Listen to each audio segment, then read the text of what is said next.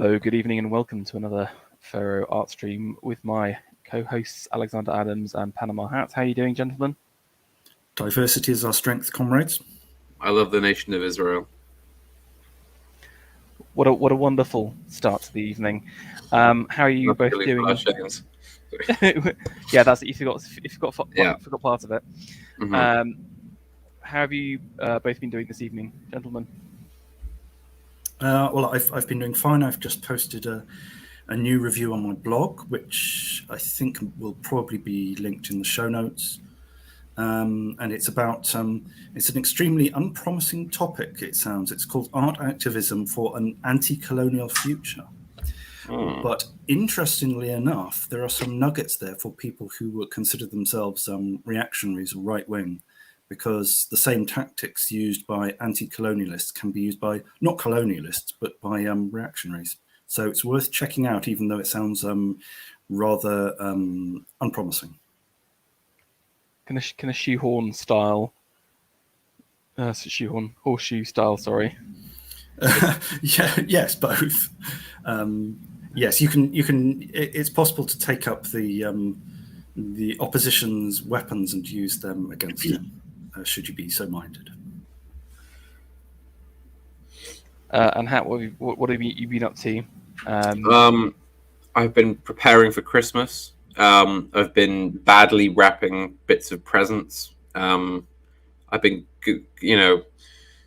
going out and trying to sort of buy people's presents as quickly as I can before we get plunged into another lockdown, which I think we will. Yes, trying to resist the urge to eat some of the presents that I bought for people that are in the fridge.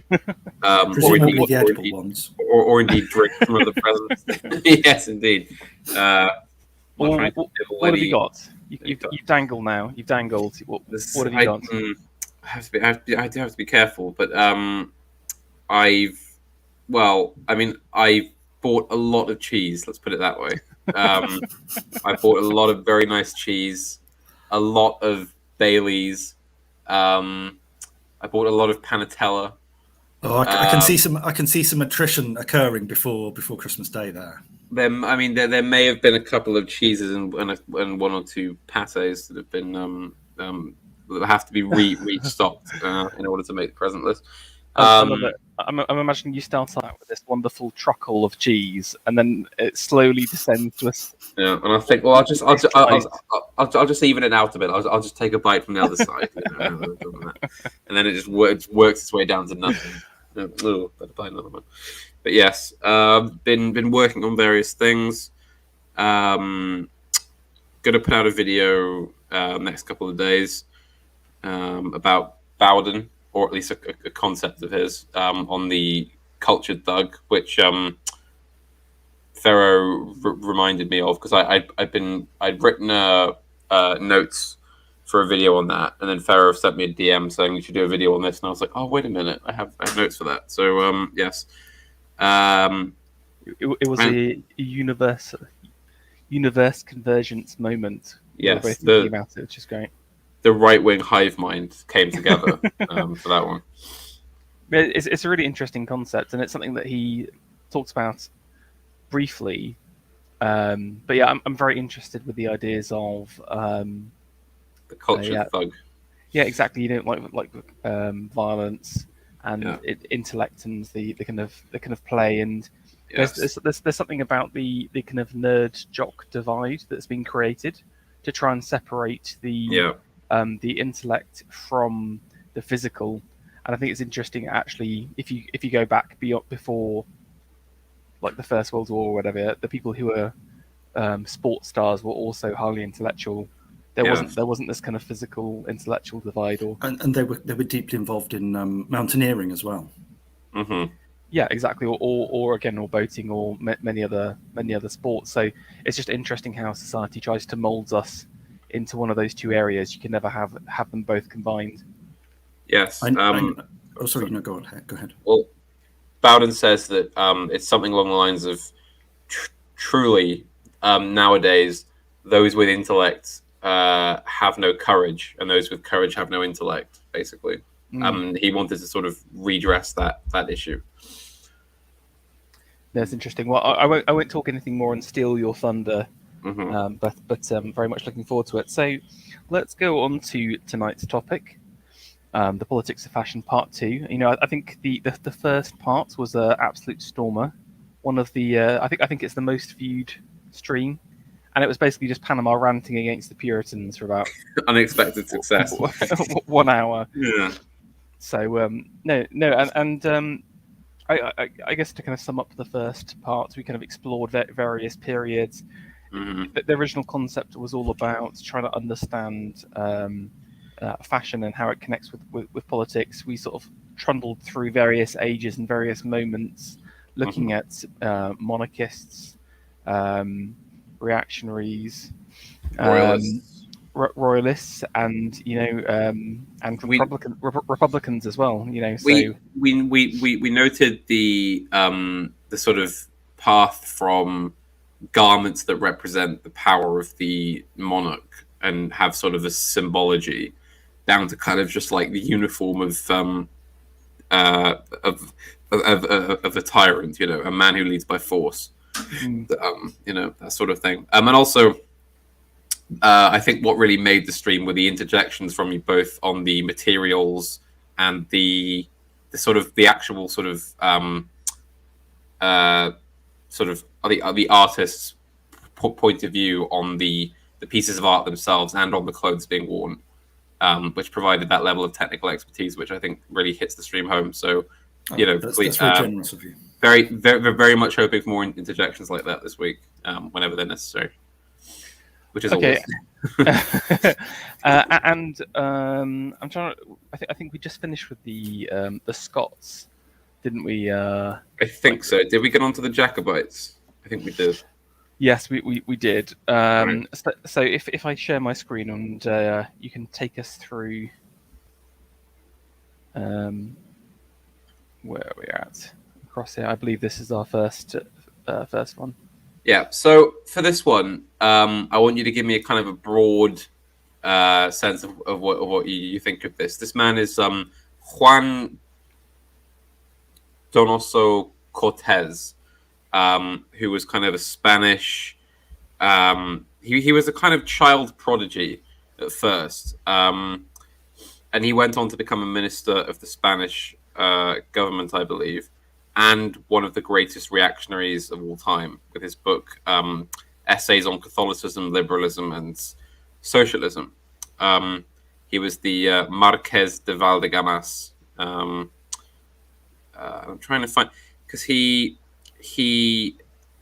entered university at 11, and then went on to a different one at 14, and then basically was taking very high level qualifications well before he was even 18 years of age.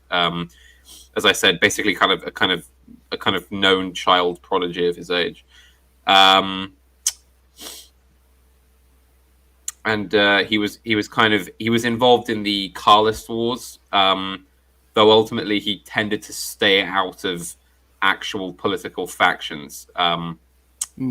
When it came, he was far more interested in theory in a sense, and he was remarkably prescient as a thinker, and the book is terrifyingly accurate as to where liberalism was headed, because he's almost kind of he almost agrees with Marx, basically, that liberalism inevitably becomes socialism, and of course socialism becomes tyranny. Like that's his idea from the outset. One other interesting thing about him, he was a deeply Catholic man, obviously, and he took various pilgrimages with the Society of St. Vincent de Paul, and he would visit slums and he would visit prisons in Spain and France, and he would wear a hair shirt, the extremely uncomfortable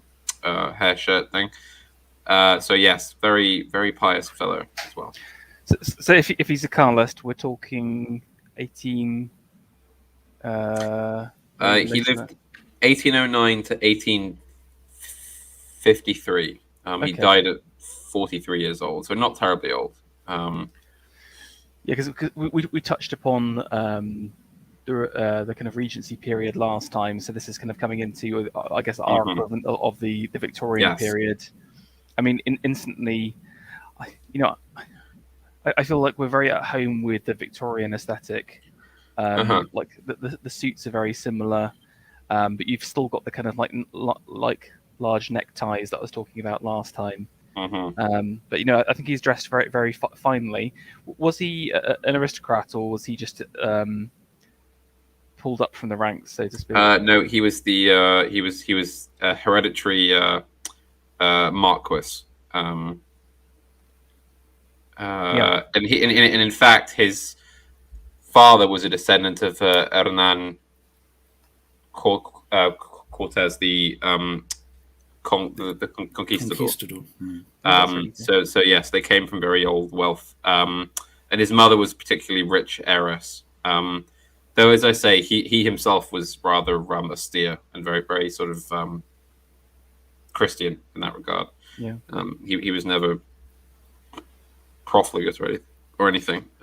He would give lots of money to charity and the poor. It's interesting because, again, like his stylistically, it's quite somber. It's this kind of black waistcoat with just like a very plain necktie done in a very non-foppish way, but then you've got the kind of little signs of wealth and royalty. So it's status through objects and extras. So again, extravagantly wide lapels, I think, as well. Yeah, that shows he wasn't skimping on cloth. But I think this is his painting as a man of state. As a kind of politician, in his role for the Spanish crown.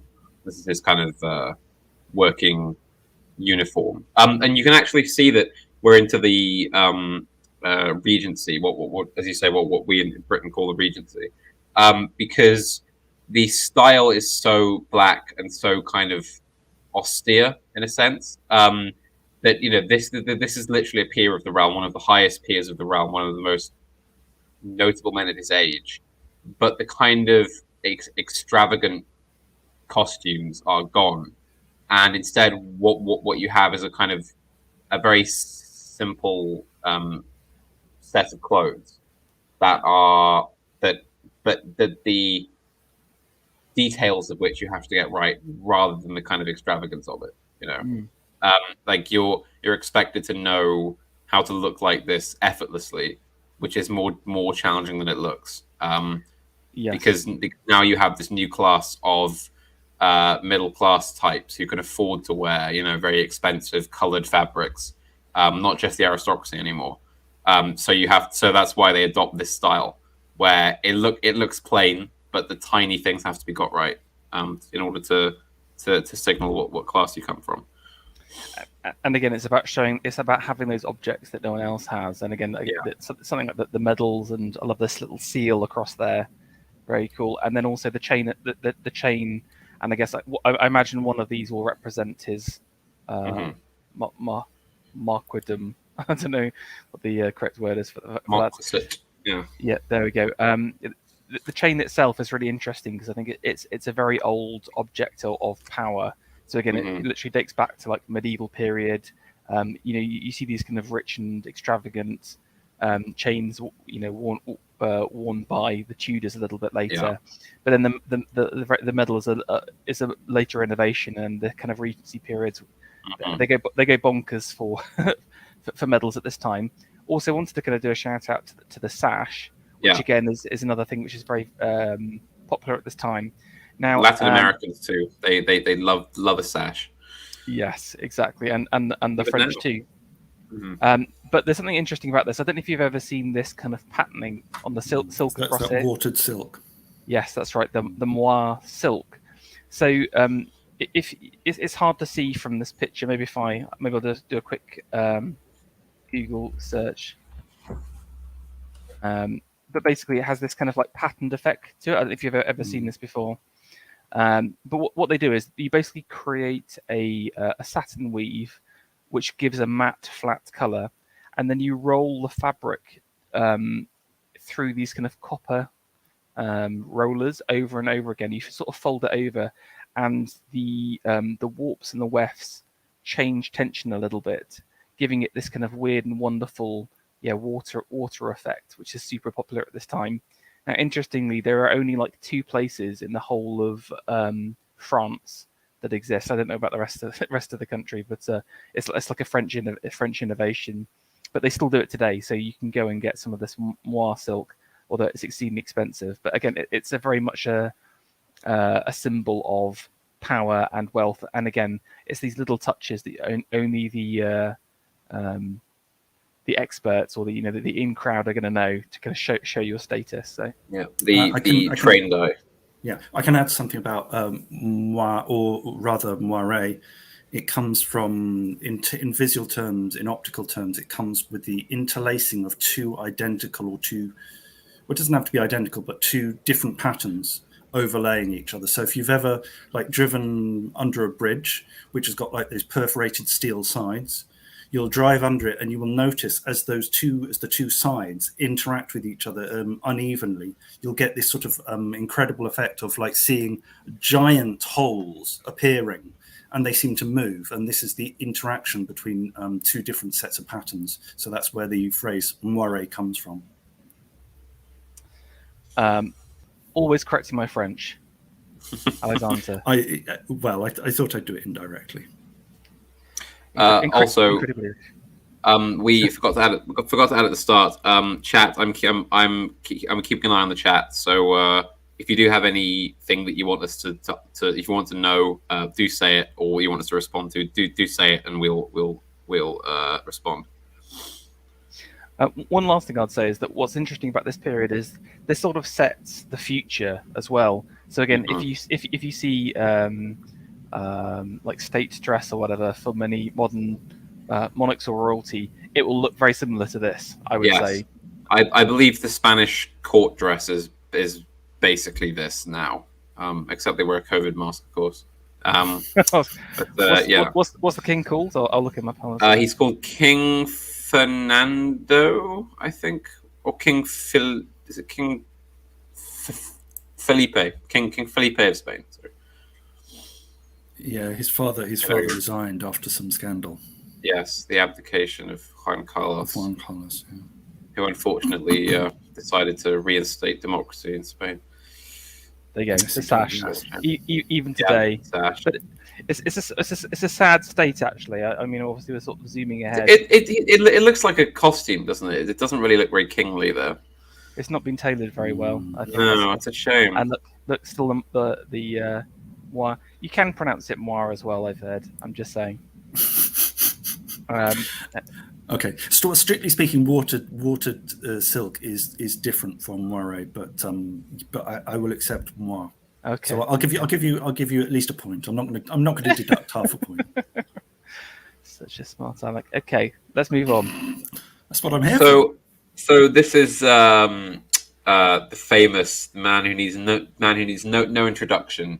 This is Joseph de Maistre, the Count of Maistre, the brooding dark horse of the reactionary canon. You know, the kind of proto because he came a long time after it, but proto medieval reactionary. You know, the bearer of sort of church inquisition and high state practice. This man. And again, I wanted to throw him in because of the austerity on display here. Remember, this is painted post-revolution. This is sort of early 1800s, I think. This may have been when he was a diplomat in St. Petersburg, but I'm not sure. But note that there's still the powdered wig. I believe that's a wig. And just kind of all-round black costume with a simple accoutrement of state. And sorry, I wanted to ask about the wig. Do wigs basically die out with the French Revolution? Yes, they begin to go. I think for the same reason that now everybody can No, I don't think so actually, because everyone sort of had them before. I'm not exactly sure why the powdered wig die out. Because I always thought it was associated with George I. Possibly, yeah.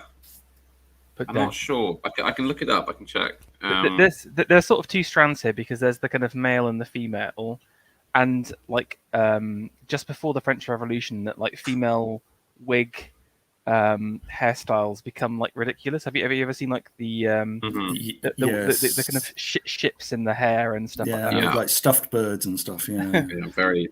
And I imagine the kind of women's fashion probably ended with half of the nobility being killed, and it kind of like, maybe it's not, it's not a good idea to rile up the population with your ridiculous hairstyle. But I think I don't know about the men. I guess it sort of just gets stuck in specific areas, like the bar. At least in the UK, apparently, what really killed that style of wig was that William Pitt levied a tax on hair powder that you needed to make them that color, and apparently that basically put the nail in it, because the tax was very expensive. I'm trying to find out. Do you think that was a sort of an indirect sumptuary law, sort of by taxing this out of practicality? Possibly. Though, of course, as you say, even for the nobility, it went out as well. So I guess maybe, yeah, it's difficult. I think that there's probably other reasons at play. I mean, there was a whole move towards a more austere form of clothing after the French Revolution, anyway. So it's possible that they were going to go. But there you have it. Also, somebody's got a sort of an interesting question for us in the chat. They say, why do certain royalties tend to wear navy uniforms over anything else, like an army uniform or sort of state robes, for example? What is it with monarchs being navy ranked? Well, maybe I think it's the area of their service, isn't it? And I suppose many of them tend to serve on the ships because the navy is the oldest and I think the most distinguished of all the armed forces.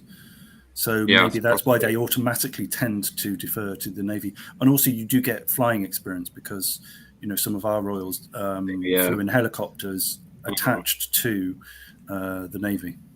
We don't mention him anymore. Well, I think there's more than there's more than one. Yes, we also don't mention him as well. Oh, yeah, okay. Yeah, I get what you're saying. Yeah. Yes, I mean essentially all the comments I wanted to make here I made before about the about Cortés. There's a bit of fur here which I quite like as well, and there is. There's something we haven't really talked about that much is again just the breadth of animal furs that are used. There's literally like tens of different kinds, from your simple sheep to minks, ermines, etc. I've got a sheep fact for you here in terms of kind of sheep lining. Do you know the difference between a sheepskin and shearling? So you may have heard of the shearling jacket or something like that, but you can also get a sheepskin jacket. Do you know the difference? No. So shearling. Oh, sorry. You have a go first. Shearling. Well, doesn't shearling involve tanning? Isn't it tanning with intact fur?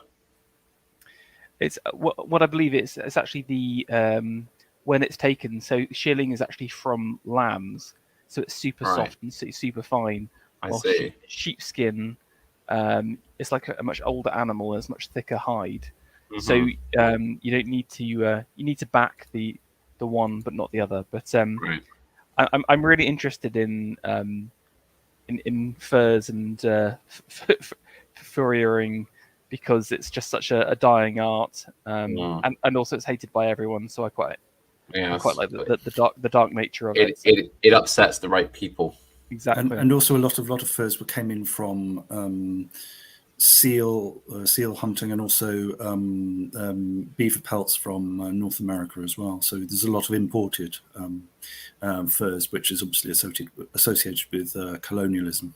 Yeah, and the beaver fur obviously is vital for the hat industry coming in at this time as well. So again, a really nice top hat would be made out of beaver fur. And I meant to ask, hat. What is the politics of hat wearing? And what I mean, like wearing them at all, and which ones? And baseball caps don't count as hats. Do you mean nowadays? Today, yes. What's your view? Well, I mean, you'll never be able to beat that timeless, three-piece suit and a nice hat style, and that could be a cap or a hat or Homburgs or whatever. For example, Ferro had an excellent wide-brimmed hat at the event, paired with a black suit, which looked excellent. I think that class rules still apply. I think that if you're, a proud working man, you should wear a cap. If you come from higher extraction, you should wear a stiff hat like a Homburg or a Trilby or whatever, anything like that.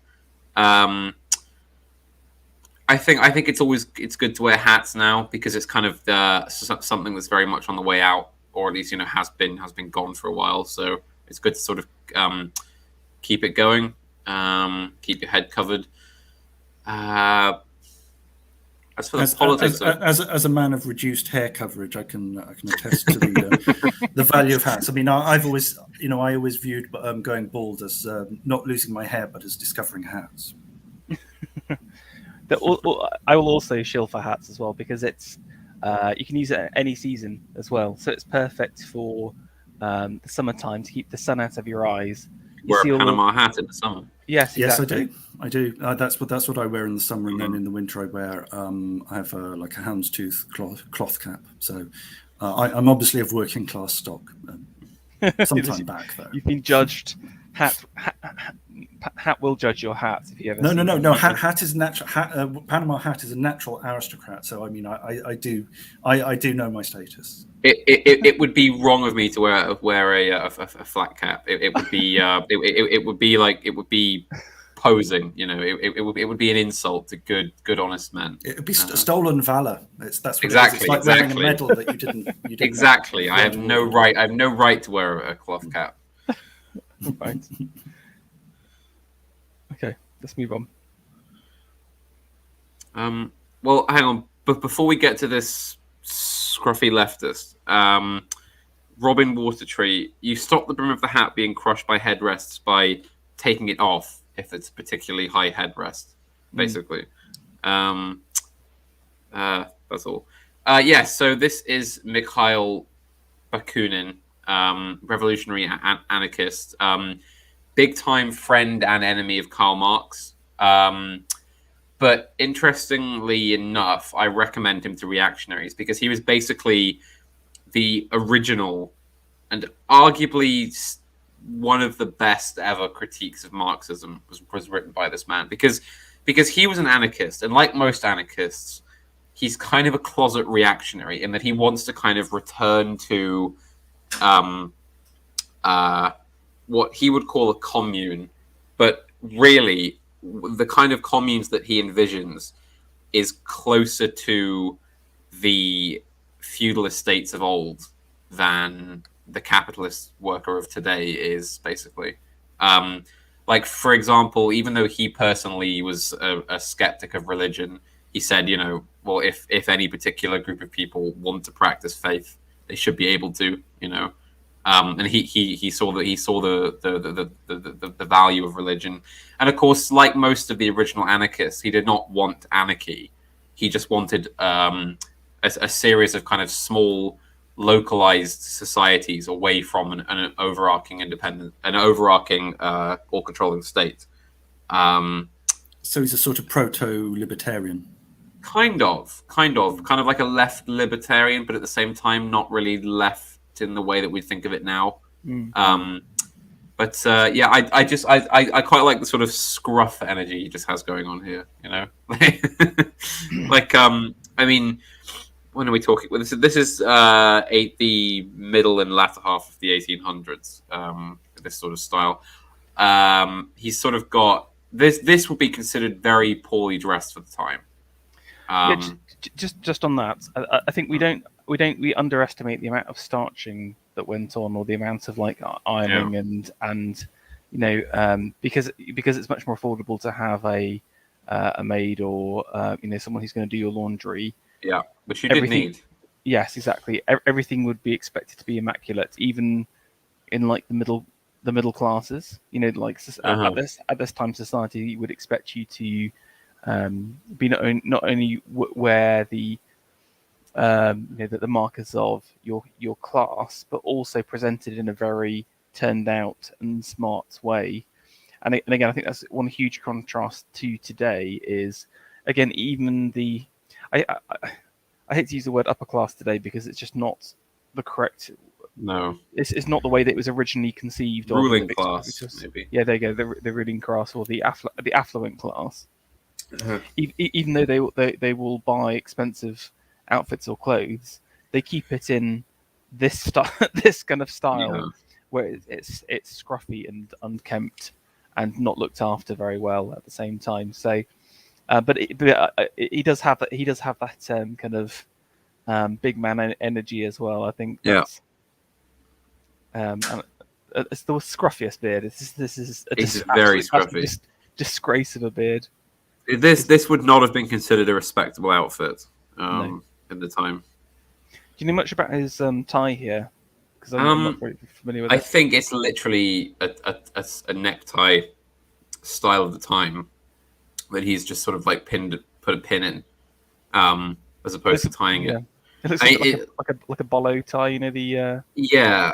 As far as I'm aware, this is just like a loose sort of tie. Like it's not tied properly, and it would have been considered, not tied properly. Basically, it's there in the same way that like Ezra Pound always had his tie like hanging down, like halfway down his chest, as opposed to being done up. It's that kind of like it's there, as a kind of yes, I'm wearing a tie, but. It's sort of hanging down. Because if he stepped outside without a tie on, he'd be practically naked. Basically, yes. Like that would be too far. Also, funny thing about these Marxists and anarchists is that they were oddly conservative in things like that. If you read their personal notes and journals, it's full of like catty snipes at everybody else in the movement for like not dressing properly or having a crooked collar or not having a nice haircut or whatever. It's so funny. I think just like 19th century socialists are just so much of a better class than modern day socialists. Seriously, they would be disgusted at the. Well, they had standards. Well, that's exactly yes, yeah. Because in a sense. They were drawing from reactionary ideas. Those set of people. They really, they just kind of turned them on their nose. But they were drawing from that, and they wanted to return to a kind of more dignified age, basically. So a lot of them did have these kind of not exactly revolutionary personal habits when it came to keeping a good sense of dress about you. And in fact, Marx was often lambasted by his friends and even his admirers for just always being just such a filthy scruff, like he always had like the most crumpled suit, never changed it, was always filthy and smell and everything. So not popular. And just on this kind of like cleanliness thing as well, and keeping it ironed, it's so much more hassle to iron stuff. Back in the SDA, you'd have your mangle and your irons that you'd put like actual coals in and stuff like that. It's ridiculously difficult. Although you did have far easier access to laundries than you do now. Yes, Like even like it's like, for example, when you fast forward to the Edwardian era, like even literal tramps would go to the effort of taking their collars to a laundry to be starched. Like it was considered a universal thing. Like, and it was cheap too. Like, because nobody did their own laundry if they could help it. And not just because they wouldn't know, but because it was like just a lot of hassle, and most people had very long and hard-working lives. You know, even the middle class had to work very, very long hours generally. So the time it would take to iron things and starch things, and as somebody who starches his own collar, it's so much faff. It's so much faff to get those. I've tried it before. Yeah. It's just a real effort. Do you want to just explain like why you would starch your collar as well, just so people understand? So it may be helpful if you bring up like an image of like a typical Edwardian stiff collar, just to people get the sense here. So let's just get it here. It's terrible. Oh, there's a men's, women's lace collars.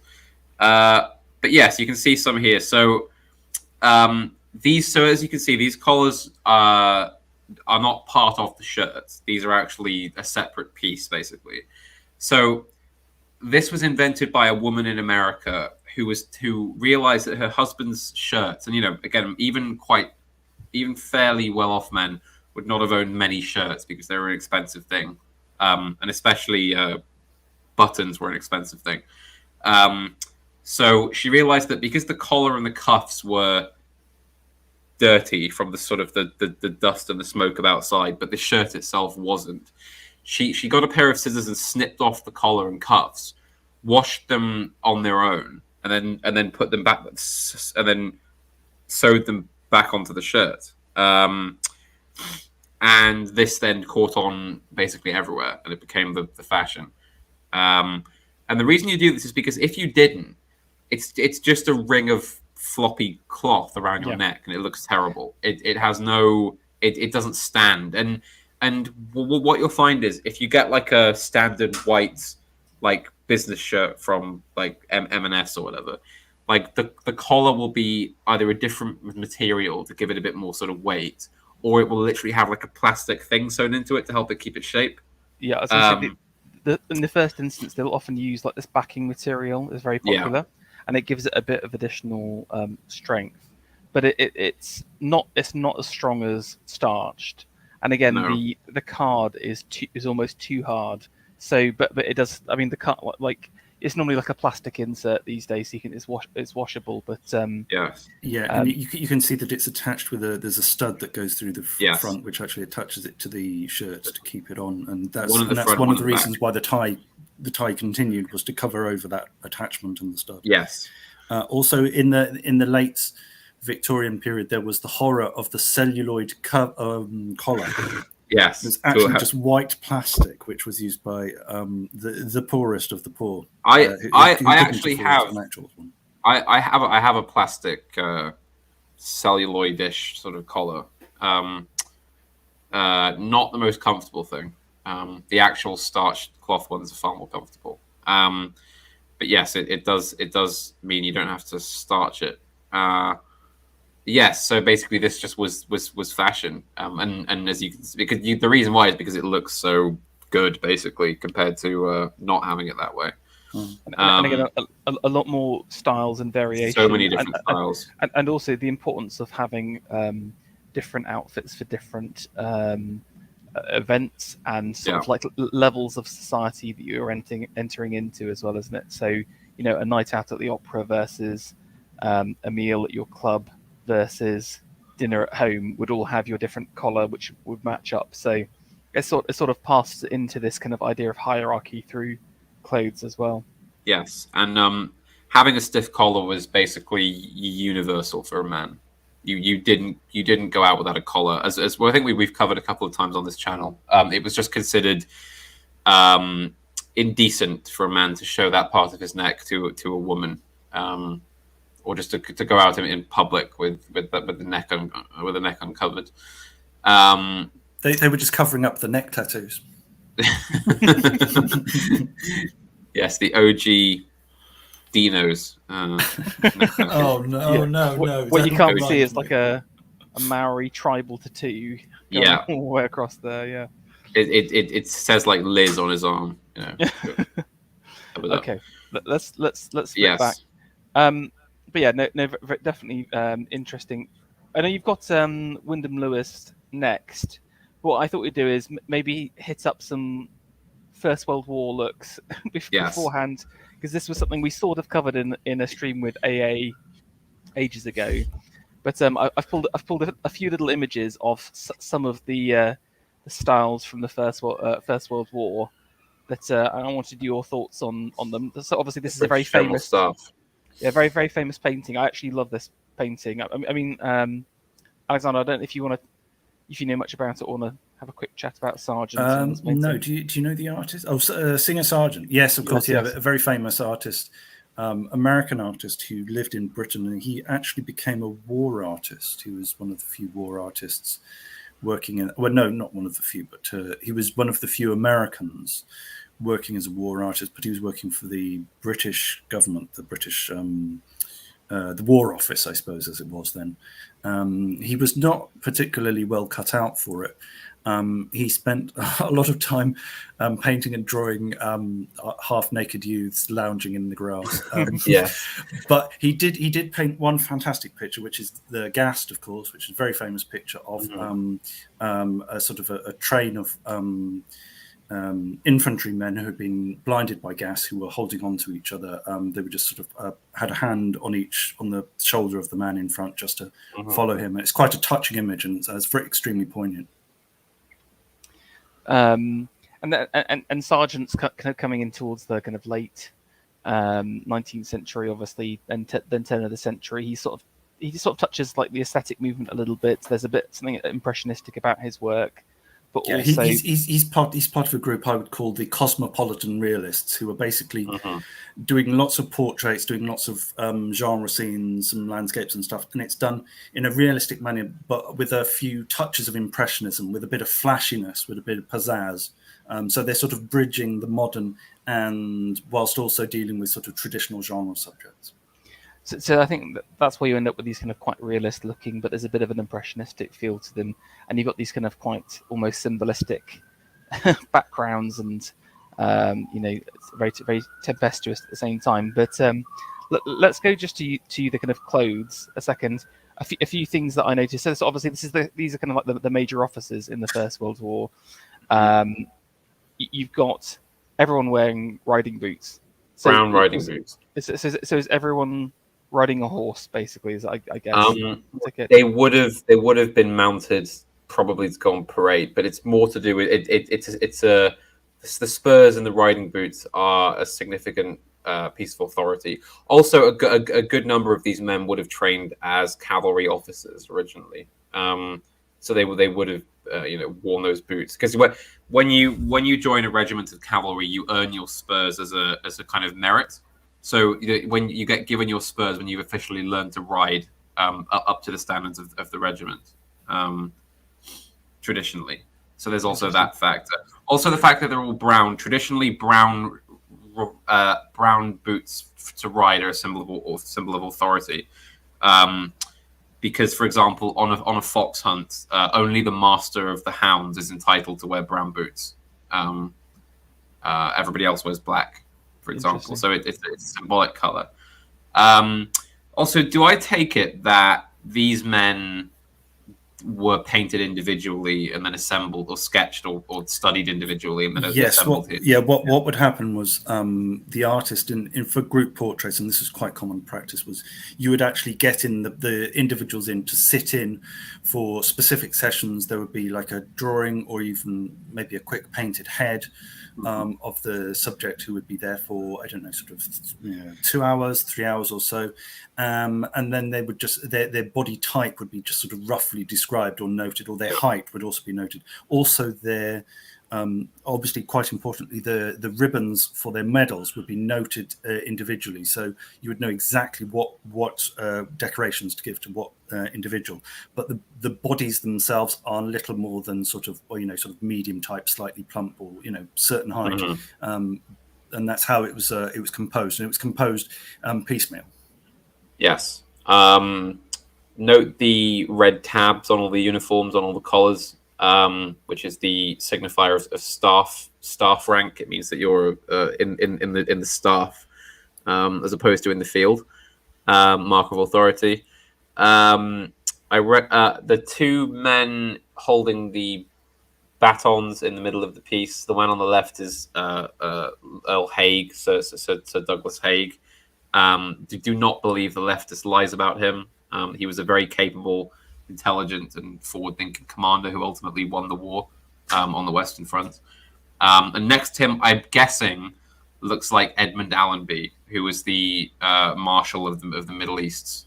So the batons are for field marshals only. Yes, it's you have to be a marshal to carry a baton. And traditionally, in the British Army, marshal, you only get there when there's actually a war on that's that big that you need a field marshal to command an entire area of the war, as these men did. There's a box somewhere with a whole lot of batons waiting to be used in the next war. Just in case, to sneak them out. Apparently in the Navy there are more admirals than there are ships. Well, yes, because at present the Royal Navy is about 3 ships, so yes, can't be difficult. I also recognize on the far left the 2 men. One in with the blue tab. The man with the blue tabs is Louis Botha, and the one just behind him, whose face you can just see, is Jan Smuts, who would go on to be Prime Minister of South Africa. That's all the ones I can recognize. But yes, obviously note that the khaki war uniforms, which came in during the Boer War. Prior to that, they were the traditional scarlet red tunics of the British Army. So it's an interesting move to basically the first tactical dusty wear, khaki. Isn't it? Yes. Yeah. So so you wouldn't obviously the kind of change in war dictated the need for slightly less bright uniforms. You've also got these are riding trousers as well, hence the kind of big puffy nature. Do you know a reason for them? I think it was just adopted as part of the staff uniform because there's no way that all these men were cavalry officers. The bulk of them would have been infantrymen. I more meant as a rider, why do you need the extra space in the calves? Is it just the amount of movement you're doing? It's to stop chafing. So you either have trousers like these, which are very baggy, or you have ones that are very tight. Basically, the point is that normal looking trousers would chafe in the saddle very painfully, generally, if you're not careful. So these are kind of adopted for being in the saddle for a long time, and it also allows you to move around in the saddle a bit more because there's so much material that can sort of slide around your thigh as you turn. So it's kind of quite comfortable. Also, John's son in the chat, go and do some research on Haig because you don't know what you're talking about. Okay. Anyway, I thought it's quite a famous painting. Robin Watertree asks, "Can I get away with jodhpurs in town?" Yes, do it. Always, yes. We should do what AA wants to do and wear the big the Pinochet cape, just down the high street. You should do that in your town. Just dress like this. I think the cape is easy to pull off. I think the boots and trousers is difficult, but there is one look that you've got in this Panama and your slides that is similar to this. But I think you can do it. But just hold that thought, basically. I think we should dress like this at the next event. I think this should be the big group picture at the event. Just be us dressed like this. Okay. I've just got some other looks. This is one of the German field marshals. Mackinson, yes. Von Mackinson there, the last hussar. I just love his hussar hat. Yeah, the death's head. Yeah, the kind of death's head thing. You've obviously got the kind of Mitchell and Webb meme. Are we the baddies? But people forget that all hussars basically had the death's head, didn't they? I've seen British uniforms having them as well. Yes, I think it's the 51st Lancers. Well, I think the 17th Lancers still have it now, and they were the ones at Crimea in the charge of the Light Brigade. Right. Yes. It was quite a widely worn tradition. The French wore it too. But I thought that's quite nice. This is some more kind of general, the General von Kluck and his staff. I mean, I'm not so sure about these kind of pockets, but you've got the pretty sweet cape here. Nice cape. I think these could do with a belt. These need a belt around the waist and possibly over the shoulder. So too. Yeah, these are a bit. Although I suppose this is a field uniform. Yeah, I mean, there's nothing on the British. I'm sorry, this is peak style. Yeah, this is the better uniform, definitely. We lost so much, but the uniform was great. So indeed, and you're beginning to sound like was it Project Wellington? Oh, sorry. Oh. No, I'm just teasing you. All right.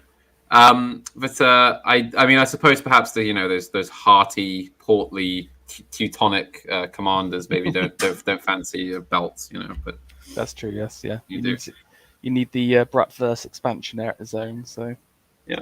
And I think I've got a couple more. I've got some French generals, terribly dressed. I thought these are my least favorite. But note how this has come together from the French Revolution up to now. And I don't just mean because they're French. I mean the military uniform as a whole that we understand it today has come about like this. I mean, the French kepi, obviously, I'm not entirely sure where that comes from, but I don't mind it as a look with this uniform. The guys in the naval hats look quite silly, I think, because they think they're too small. Like tiny lapels. Look at this tiny lapel. These are quite big. Oh, pardon me, not Mike there. These are quite big chaps, and I think they should probably have like huge lapels and large, like long hats. Surely those are epaulets, not lapels. Oh yeah, those are epaulets. Sorry. The things on the shoulder. Yeah. Thank you. Farrah's gonna get very annoyed at you, Alexander. Oh no! The thing is that you'll get it in the comments though. If we don't pick it up now, that's true. People get very autistic about these sorts. Although, please leave a comment and hit that like button, and remember to subscribe. Or am I doing it intentionally to build up the comments from? I wrote all this, build the engagement, audience engagement. Finally, I couldn't find any Italian generals, but I found this website. Oh, you went on the madmonarchist.com. do you know this? The Italian monarchist. Well, I don't know about specifically the Italian monarchy. Oh no, yeah, but this is an adjunct page. So okay. Back in the day, there's a little story here. So back in the day, in the age where blogs were kind of more prominent on the right, because if you remember, there was that whole era where that was the main. Everyone had a blog. Yes. Everyone had a blog if you were on the right, basically. That's where the likes of Moldbug came from and everything. Well, this was one of the major kind of reactionary. It's not NRX, but it was associated with that sphere. Blog called the Mad Monarchist. And this guy, like, this blog is like an intellectual achievement, basically. Like, he's gone through pretty much world history and has written like an entry on like every like notable monarch, even the not notable ones that existed. He writes about them. He always tries to give them like a positive write-up from their point of view. So even the most like unpopular, like traditionally despised ones, he'll try and sort of like rebuild their reputation on this blog. And as you can see, he also covers like units from various armies and like things that are related to monarchies. And this is literally just another blog that just collates his stuff that he wrote on Italy, and he also wrote untold amounts on other countries too. So, and he unfortunately stopped posting sometime in 2018. He basically quit, though the blog is still up. But this was taking up pretty much all of his time for like upwards of 10 years. So, hats off to the guy for coming up with this. But yes, I deeply advise everybody to check out madmonarchist.blogspot.com. Excellent website. Brilliant. Maybe we need to trace him down. Where is he now? Well, he lives in Texas. He wrote on one of his posts, I remember. Okay. So, yeah. There you go. If you're in Texas and you see a man wearing a cape in town, you know who it is. I just put in the finally for World War One. You can say this word, Alex. There you go. Bersagliere. Yeah, there we go. First Thank you. The famous elite Italian regiment, because they've got a great hat. And, always works. Give them a great hat, and they'll carry you to victory. Yeah, exactly. And I quite like this one with them on bikes. For the motorcycles, yeah. Exactly. Anyway, okay, that was a brief aside to the first one last thing I have to say on the Bersaglieri. They have a unit attached to them. I believe it's part of them. That's called like foot cavalry, where it's a unit of troops that run everywhere, to be as fast as cavalry are. And so they literally they just recruited from like people that could just run forever. So they just run everywhere, and they're still part of the Italian army now. And in their parades, they always run to like a pace, and the marching band has to run too. So there's literally the band of this regiment runs while playing instruments. It's incredible. Playing wind instruments. Yeah, playing trumpets, the drums, everything. They run while doing it. That's great. Okay, I'm impressed. Love it. Shame most of the Italian army was not like this, but that was a little interlude. Well, I think they did lots of running away.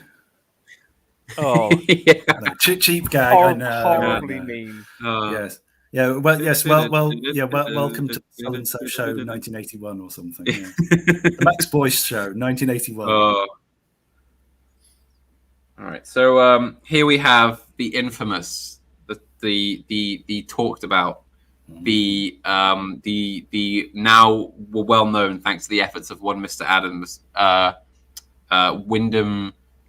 Percival Wyndham Lewis, photographed here in 1917 in his war uniform. And he was not just a poser either. This man had quite an exemplar service record. As you can see by his lapels there, he was in the Grenadiers, but he also served with the Royal Artillery as a forward observer, which was a very, very dangerous job because it involved him, and normally him alone, but sometimes one or two other people, crawling out of the trenches into no man's land to a forward observation post, which is sometimes it was literally just a hole in the ground that happened to have a good view of the enemy trenches.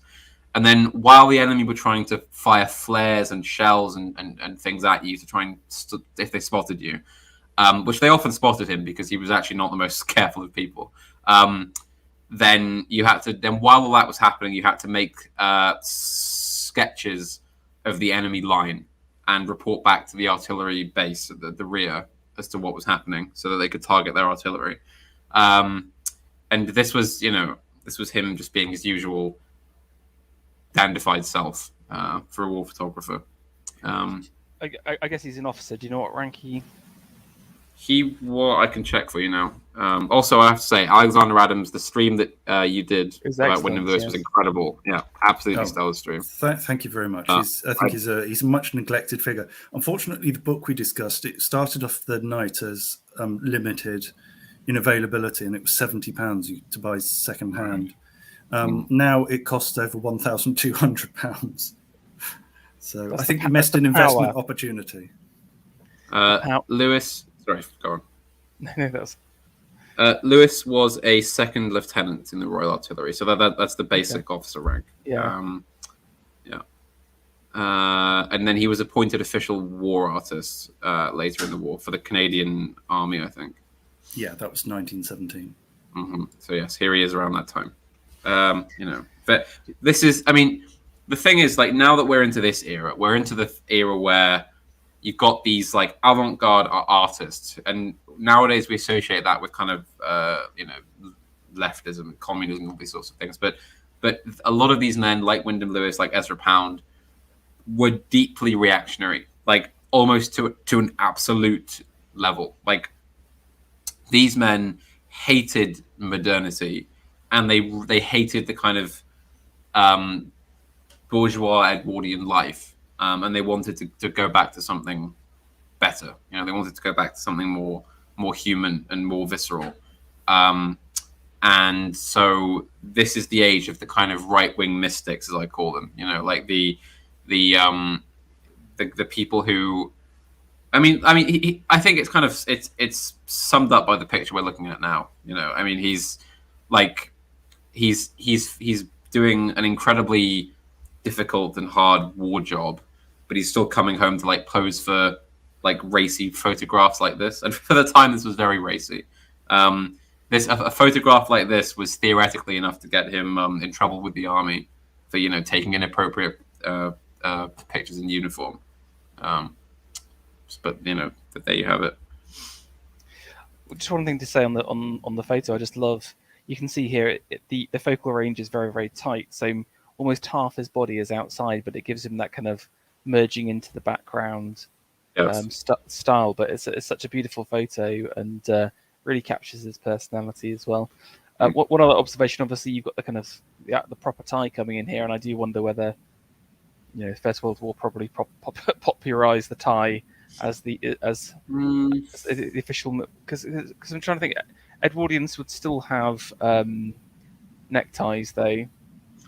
The First World War definitely saw the decline in popularity of like the stiff upstanding collar in favor of turned down collars. So it did have something to do with the war in that regard. This kind of, you know. Yeah. And I know that the war is commonly thought to have popularized the wristwatch as opposed to the pocket watch. Yes, that's true. At the time it was called the trench watch, the wristwatch, because it was used by officers in the trenches. Interesting. So yeah, these kind of big moments can have quite a big change on fashion, and I imagine a lot of the squaddies looking up to their officers in their smart uniforms would be inspired to come back home and dress like that as well. But the trench coat, of course, came from the stone. Yeah, exactly. Yeah, I do wonder if a lot of fashion sort of was derived from those kind of war moments. But yeah. Well, you've got to remember there's a lot of army surplus after the war, so people would have seen these around a lot, and they would also have been cheap. So if you're buying stuff secondhand, this would be the sort of thing that you could easily get hold of. I do have an RAF greatcoat that I actually collar. No, actually, I actually fit it again because I lost some weight recently. I went on a health kick, so I can actually get back into it now. Very good. Cool. Well, yes. Here's Wyndham Lewis. I've seen this picture around. So this was sometime before the war, but I've seen this picture around. I can't quite work out if he's dressed for something. But you have to admit that's quite a mean double parting there. The center parting, yes. Yeah, center parting. And he always has a fag in his mouth. Always. Yes, he was a confirmed smoker up until his last days, basically. Yeah. Never stopped.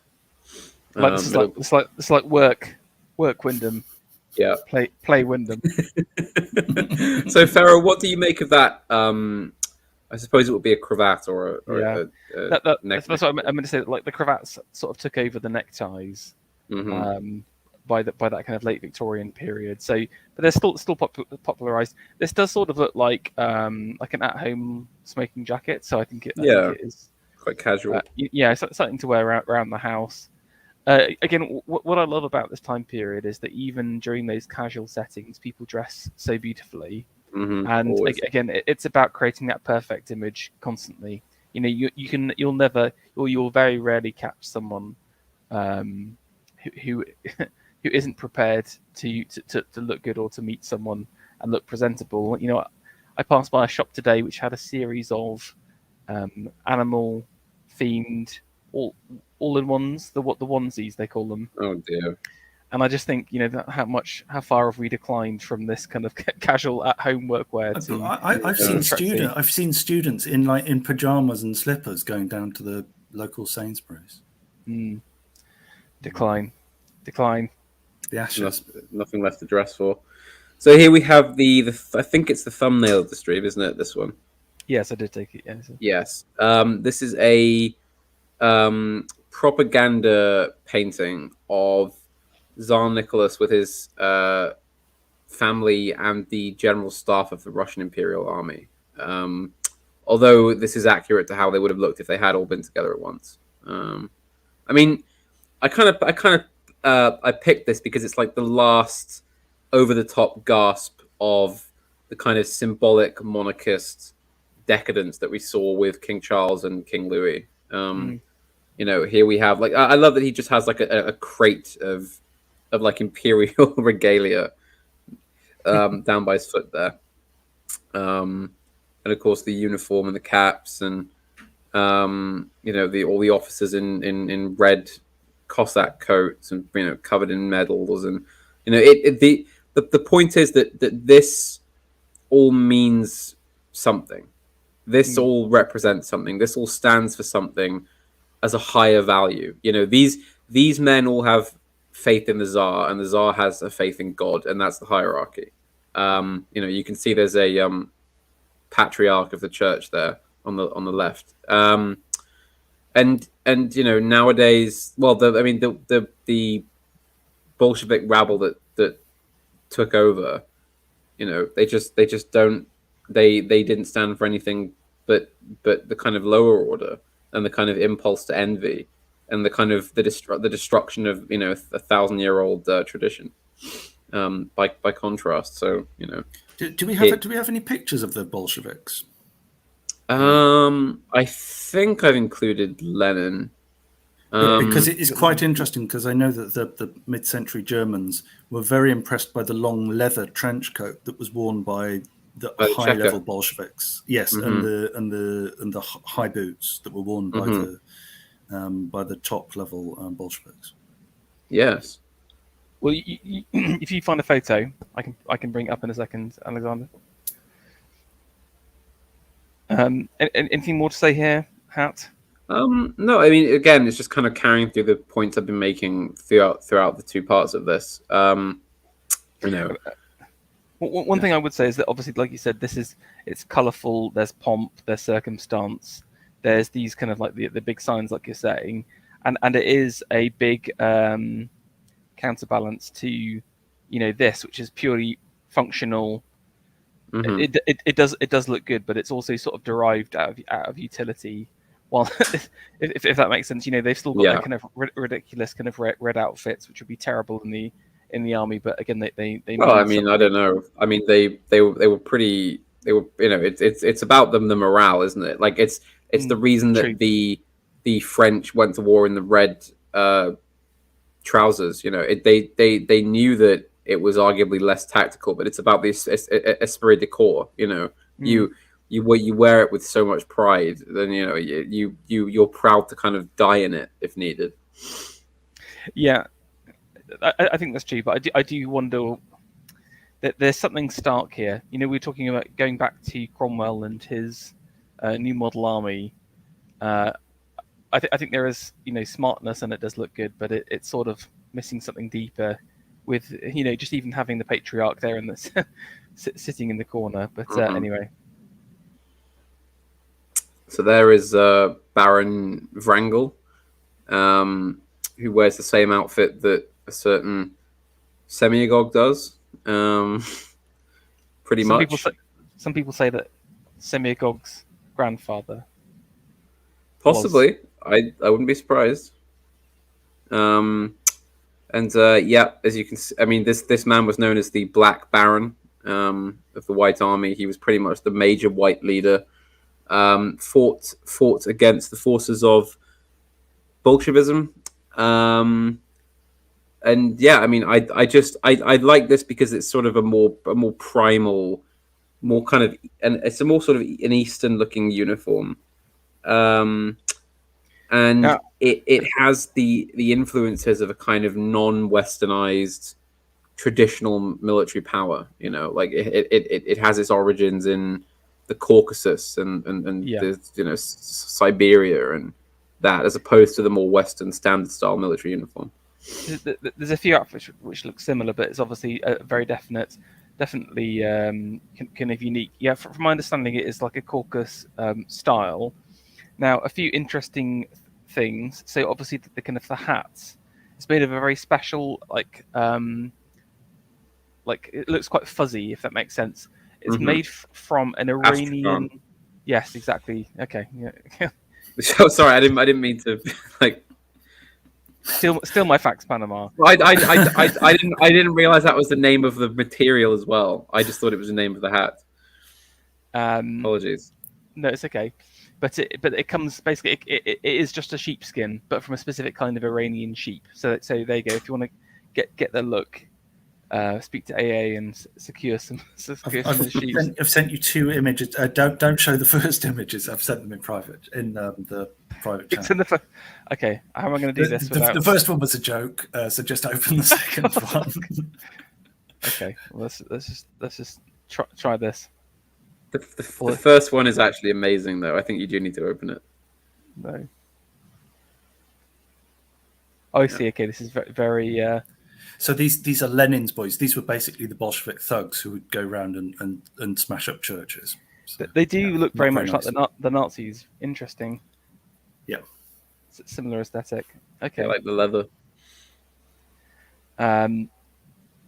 But no, and I believe that these used to kind of hold the charges for a musket as well. Possibly, I think so. I've always thought they. Yeah. The English troops in the Civil War used to carry them in those hanging wooden charges, and they used to call them the 12 apostles, because there were traditionally 12 of them. Just random fact there. Yep. So here's, by contrast, the eventual successive leader to the Tsar. We have basically a small, uninspiring man in a business suit, leading. It's the clerk's uniform again. Yeah, it's the manager. The provincial school teacher.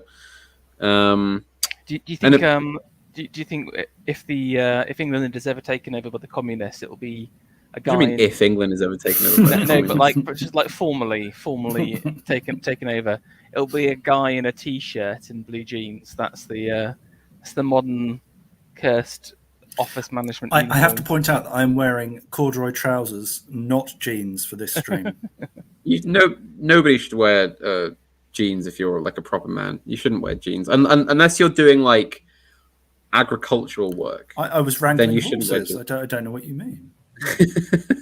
Well, there you go. But I mean, you shouldn't just wear jeans as standard trousers. Ditch the jeans, get some proper trousers, for God's sake. Don't wear jeans. Don't become the bug man in dress if you want to avoid him in spirit. Yeah, I mean, here's Lenin preaching to the workers. You can see the influence of Russian religious iconography here. The kind of humble masses looking up at a saint or at a patriarch. And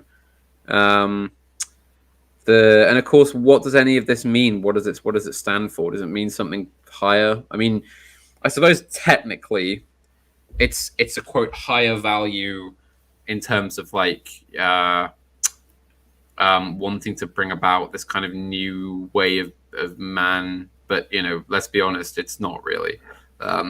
It's just the urge of envy personified, I think, into the Red movement. I just wanted to contrast. I mean, the workers' cap, which was a big fake thing. He didn't used to wear a workers' cap because he wasn't a worker, and he used to just put it on to give speeches. And there's actually an anecdote. The famous speech he gave at the Finland train station in 1917, that there's a picture of, where he kind of comes out and addresses the workers. The triumphant return of Lenin. He was wearing a black suit and a top hat because he was speaking to some bankers who were financing his next moves, basically. And then literally as he came out of the train carriage he was speaking to them in, he takes off this top hat and sneaks on the worker's cap and then like steps onto the podium to give the speech. Like sometimes it was that close. And also he was constantly, in the books I've read about him, he was constantly being compared to a provincial school teacher by the people around him. Like that's what his manner was like. He used to he used to sort of harangue people and put his thumbs in the armholes of his waistcoat, and just act like a headmaster rather than anything else, which is, again, managerial elites. That's it. Just another picture of the Tsar with his family and the extended Grand Dukes. I just put this in because it's a nice picture. I mean, like, I think this should be like the return to style for when we eventually take power. Like this should be the dress uniform for the men and women. I mean, would anybody be opposed to that? No. No, it definitely looks good. I like one kind of novelty of Eastern Europe is that there is a lot of there's a strong mace game. So, for example, in Poland, again, the mace is like the symbol of authority here, and again, with certain Cossacks, etc. So, I think that's what these things are referencing. Because again, like the Polish-Lithuanian Commonwealth, I think the king would have his it was like a ceremonial mace or something like that. But I like the idea. Again, it's interesting. You've got these kind of very traditional outfits, and then these basically Edwardian or like post-Edwardian women across there dressed, very very nicely. I think that's peak women's fashion right there. But most of them are wearing real fur. Fox, I think that one on the left is just an actual fox, isn't it? It's been draped over her shoulders. But yes, I think this is pretty excellent as a look, and it's that blood red war uniform. Literally the blood of your enemies.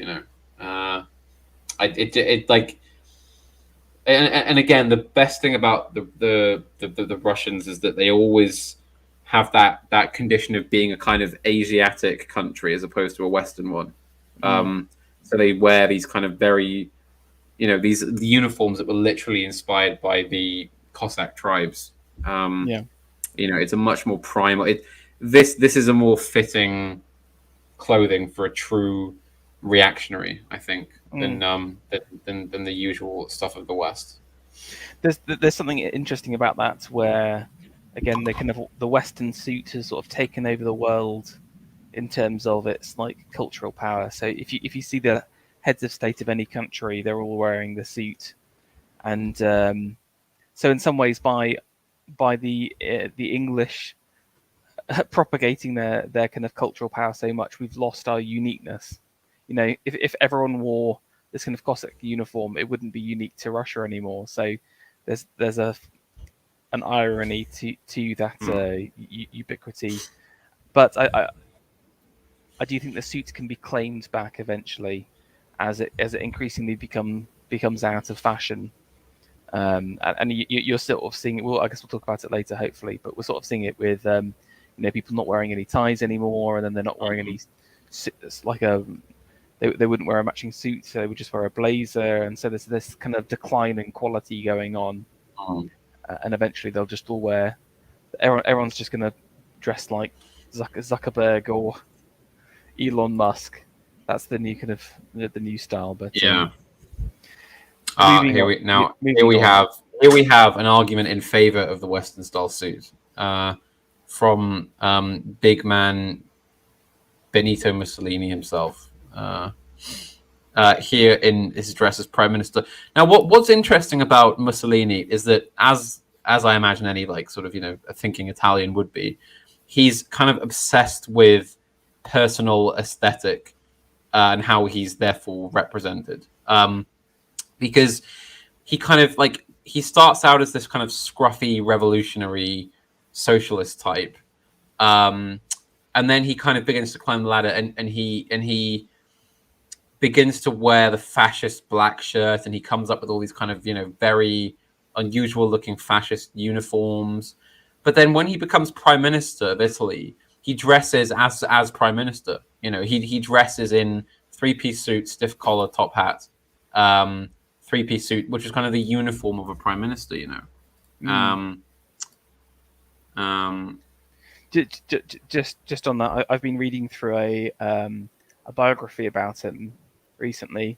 It's very interesting. So obviously he comes from a relatively humble background. Yeah.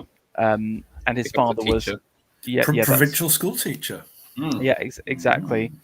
But it was kind of noted from an early age how he felt that aesthetics was important, and he would spend all of his money on suits. And you know, I was the same as a teenager. Even though he was very, very poor, because of his keen intellectual nature, so he was constantly reading books. He, reading quite hardcore philosophy from a very early age, and lots of Marxist literature as well from his father. He had that impression of being a much, a very well turned out character, and no doubt the other elements to his character, which is a serial womanizer. Yeah, he was Italian. He was Italian. Yeah, they can't help it. Exactly, but it's interesting how, again, yes, like as he's kind of gone up the hierarchy, he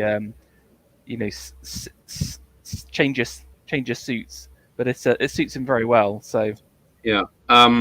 What was I going to say then? Oh yes, because you mentioned he became a school teacher, and the great irony of Mussolini is that he was incapable of bringing order to the classroom, and the pupils would run riot around him, and he used to give out sweets to try and bribe them, and in fact, apparently the kids also called him Duce, leader, as a mocking thing, because they called him Duce in the sense that it meant a kind of like tyrannical type of leader, because he couldn't control them, because he was so bad at keeping the class under wraps.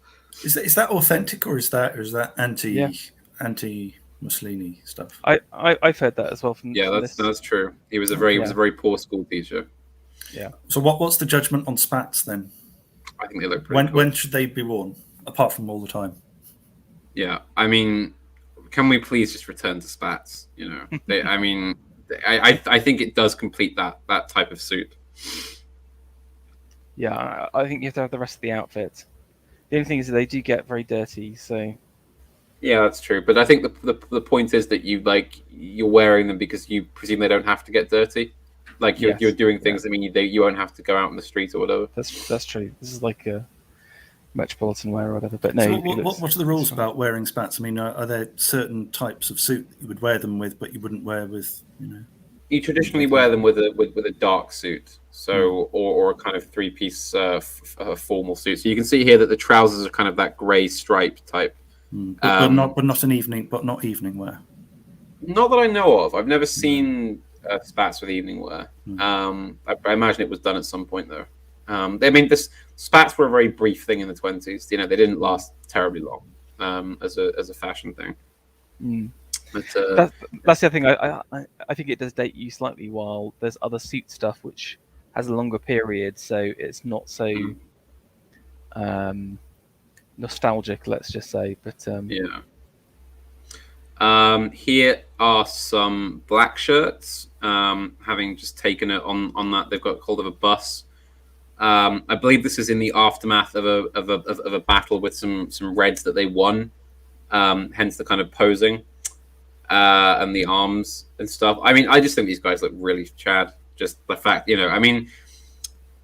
it's just, even if we have criticisms of Italian style fascism from where we are, it's still just fun to see a bunch of like right-wing lads, just on their way to just like to taking power and just like, saving the country from communism and leftism and ruin, And then just in terms of the look, you've obviously got the kind of shoes with bound up cloth, which again, that's straight out from the trenches look. Putties, so again, and again, but that's the kind of thing that officers that wouldn't be on a horse, when you're not wearing your riding boots, you'd have these instead, basically. Although everyone has the riding trousers. I think you'd also be wearing them out in South Africa amongst all the sort of the bushes and stuff. And yes, they keep your legs from getting scratched and cut. And protect your trousers from getting shredded. Yes, and they also keep the gap between your boots and your knees closed so that you don't get water getting into your feet, which is basically like if your feet get too wet as a soldier, then you're dead pretty much, or at least you're out of action because you'll get rot and infections and things. So it's very important. The British Army was very big on these because they kept soldiers' feet dry, or helped to. I mean, what do you guys make of the uniforms of the black shirt, the militia here? It's very good. It's great unless you've got dandruff. You've also got the kind of coats which people are using as capes as well, which look brilliant. And also it's relatively high waisted. It feels like so. Again, it's very cool. And again, the hats, always a strong hat game with the Italian. Fezzes look like. And kepi as well. Well, no, forage what's cap. Forage caps. Yeah. I mean, the thing is about the black shirt. There was a whole kind of mix of uniforms because, as you say, a lot of them were ex-army, and they kind of cobbled together whatever they could a lot of the time. But it served them in the end. I love this Giuseppe up here. He's brought a rifle. This guy, he's killed some people. But down here, Giuseppe. Mario's got no chance. He's got his nana's walking claim. Look at how Chad that guy looks, though. Look at his face. Look at that jawline. That's a Chad looking man, I think, with the cane. He doesn't even need a gun. He doesn't need it. He's terrified his enemies into submission. Cane the Marxist. Okay, nice. I think the black shirts have one of the best. Like the Italian. I mean, we've talked a lot about the mid-century Italians on this channel, and I think there's a reason for that. It's just because look at them. Like it doesn't matter whether we think this is over the top or looks bad or looks good. Like this is just worth talking about. This whole movement. I mean, look. I mean, you know who's in charge, don't you? When you look at these guys. Yeah, well, like Mussolini. I think Mussolini knows how to hold a silhouette, if that makes sense. He's always thinking about these kind of iconic poses and images and being seen and knowing what it's like to be seen. And I think that's an important part of the aesthetic mindset. It's not just about wearing clothes; it's about understanding how other people see you and trying to create again that idea of the perfect image or the image as an icon for something or as a feature for something else. Talking body language, do you remember that time a couple of years ago when when the Conservative cabinet ministers had been schooled in like the power stance? Power stance. Yeah. Oh man, looked terrible. They didn't carry that off at all. Well, because they're just silly managers. They don't have the Mussolini Chad energy. Except of course, you look what they've done to the country in the 2 years since. It turns out. Maybe it wasn't so silly. That's true. Who's this guy? I don't know. He's not the only African American in the movie. He's Italian. The Italians are not white; they're swarthy and it's not African. I mean, Mussolini, of course, other than being a school teacher, became quite a successful journalist, and I think, as you say, Farah, he understood the importance of being seen, and by extension, he understood the importance of media and mass forms of communication. Hence, why very often his targets, as AA always likes to point out, were the leftist newspapers. He always sent his goons to the newspapers to smash the presses and burn them down if possible, so that they could instead control the media. And have pictures like this taken. And the thing is that I think in the kind of wet, sort of soft Anglo world that has faced no real martiality for a while, this may look sort of ridiculous to us, but to an Italian, this is like, that guy's in charge. I'm going to follow him. I mean, just being able to stand properly and look right, I think, is far more important in that country. And I'm being completely 100% straight-faced here. Like, I think it really is. Like, Italian celebrities and politicians, and they always pay a lot more attention to their looks and their aesthetics than we do in this country. It's a very important thing over there. partly because of Mussolini, because he actually just made it even more so. Here's just a painting of the March on Rome. I just like Mussolini's stance again in this. This is just such a great painting. I think like it's sort of captured. I guess it's sort of based off some of the footage from here, but you've got this great kind of cast of characters here. You know, the kind of the old, the young, the kind of more foppish, the kind of more like this guy looks like he's like Bronson or something like that. You know, like a Alexander could pull out. Yeah, exactly. Yeah, I've met if you had a moustache like that, Alexander Adams, you would pull that off completely. You'd nail that. I'll give it a go. And again, this is all about movement, and you marching capturing the on movement Rome. of the clothes, and then there's just little moments in the background, little faces. So again, breaking the fourth wall with this guy, he's sort of looking at you directly, and again, this just kind of cast of people, and maybe this kind of little soy-faced guy behind wondering what's about to happen. You love to pick on about the background characters, don't you? Don't give them a break.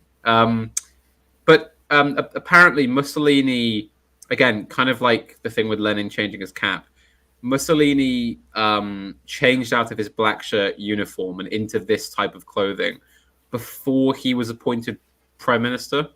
So like he was dressing for the part before he'd even been given it, on the presumption that I'm here to take this authority. Here I am dressed, therefore, as prime minister. But interestingly, they're all bareheaded. Well, apart from one guy on the right. Yes, they are, which is quite significant for the time, to be bareheaded at an important moment. It's just Italians like to shop. So here is Mussolini taking some advice from Gabriele D'Annunzio, a quite maybe old Gabriele. Maybe he's getting driving lessons or something. Yeah. Note the gloves and the monocle there, D'Annunzio. I can't help still thinking about that now. Just like as like a there's like a short artistic film in there somewhere. D'Annunzio and Mussolini take a ride. Yeah. I mean, he doesn't like he's got his hands on the wheel of a car, and they both did like their automobiles. So I like Mussolini's derby hat there. It's quite it suits him, I think. Yeah, it's good with the Mac as well. The Mac. He looks like an English office worker. He's just out to lunch with his granddad in this picture. Yeah. But of course, you can count on D'Annunzio to be his fur collar and fur hat, and looking every bit. He's driving an open top car. He's driving a cabriolet. Although I've just noticed that on the lower right hand corner, on that bench, it says photo something, and then Roma, presumably. So this is a stage pitch. Then I imagine it's in a studio, since the bench has been marked. Interesting. Photo. Do you want to introduce D'Annunzio to everyone for those who don't know? It's no small feat, is it, to introduce D'Annunzio? I mean, where can we even begin? I mean, he was an Italian poet, a novelist and a poet who was born to a kind of minor noble house, and who kind of like it's really difficult to describe. He became a famous aviator and a kind of Italian nationalist. And he became like this war hero when he like flew raids over the Austrians, and then he flew like 1,000 pilots over to Fiume in Croatia, what is now in Croatia, which at the time was full of Italians. And like, even though the treaty of the end of the war stated that Italy wouldn't get that territory, he and his men like captured it in the name of Italy, like completely illegally.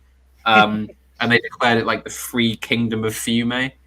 And then when the Italian government basically said, well, look, we can't like legally take hold of this treaty.